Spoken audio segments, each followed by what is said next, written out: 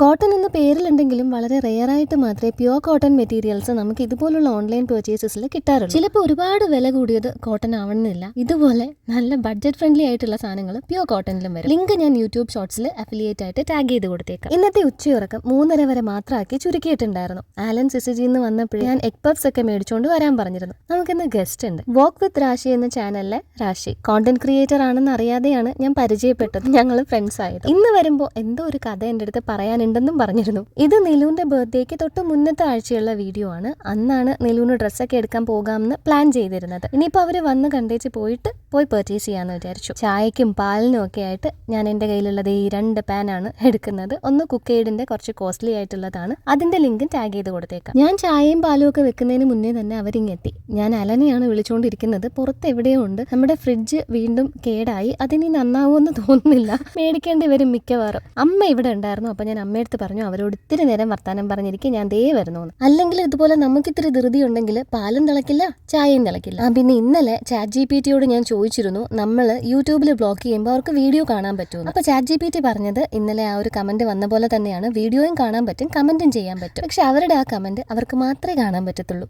പിള്ളേർക്കുള്ള പാലിന് ഞാൻ തണുപ്പിച്ചോളാം, അവിടെ ചെന്നിരുന്നു എന്നും പറഞ്ഞിട്ട് അമ്മ വന്ന് കിച്ചണിലെ ബാക്കി കാര്യങ്ങളും ഏറ്റെടുത്തു.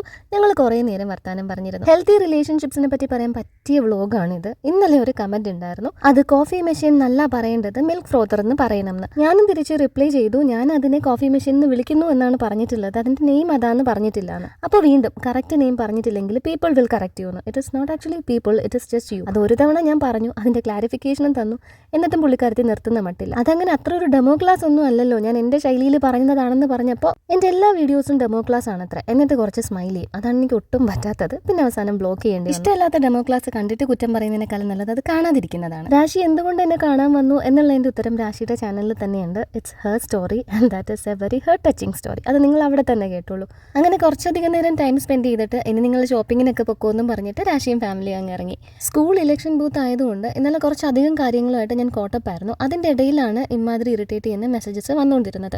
അത് പറഞ്ഞപ്പോഴാണ് മറ്റൊരു കമന്റ് ഉണ്ടായിരുന്നു, എല്ലാ വീഡിയോയിലും ഇങ്ങനെ ഞാൻ അത് ചെയ്യുന്നു ഇത് ചെയ്യുന്നു എന്നിങ്ങനെ പറഞ്ഞുകൊണ്ടിരിക്കേണ്ട, എല്ലാവരും ഹാർഡ് വർക്കിംഗ് തന്നെയാണെന്ന്. എന്നാൽ പിന്നെ അടുത്ത ലോങ് വീഡിയോയിൽ 15 മിനിറ്റ് ഞാൻ ആ മുറ്റത്തെ ലോണിൽ ചെയർ ഇട്ടങ്ങിരിക്കാം, എന്നിട്ട് ഞാൻ ഒന്നും ചെയ്യുന്നില്ല എന്ന് പറഞ്ഞൊരു ഓഡിയോ ക്ലിപ്പ് ആഡ് ചെയ്യാം.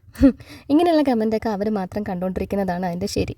ഫോർ എക്സാമ്പിൾ, എൻ്റെ ഫാമിലി ഇപ്പോൾ നിങ്ങൾ ഈ വീഡിയോസിൽ കാണുന്നതിനേക്കാളും വലിയൊരു ഫാമിലിയാണ്. പക്ഷെ അതിൽ പലരെയും ഞാനതിൽ കാണിച്ചിട്ടില്ല. എൻ്റെയും കുടുംബത്തിൻ്റെയും സമാധാനത്തിന് നല്ലതല്ല എന്ന് തോന്നുന്നവരെയൊക്കെ ഞാൻ സ്ട്രെയിറ്റ് അങ്ങ് കട്ട് ഓഫ് ചെയ്യും. എൻ്റെ വീഡിയോസ് പീസ്ഫുള്ളും പോസിറ്റീവും ഒക്കെ ആയിട്ട് നിങ്ങൾക്ക് തോന്നുന്നതും ഈ ഒരു കാരണം കൊണ്ടാണ്. എത്ര പേര് ചുറ്റുമുണ്ട് എന്നുള്ളതിലല്ല നമ്മൾ ഫോക്കസ് ചെയ്യേണ്ടത്, എത്ര പേര് കൂടെ ഉണ്ടെന്നുള്ളതിലാണ്. അപ്പോൾ അടുത്ത വീഡിയോയിൽ കാണാം.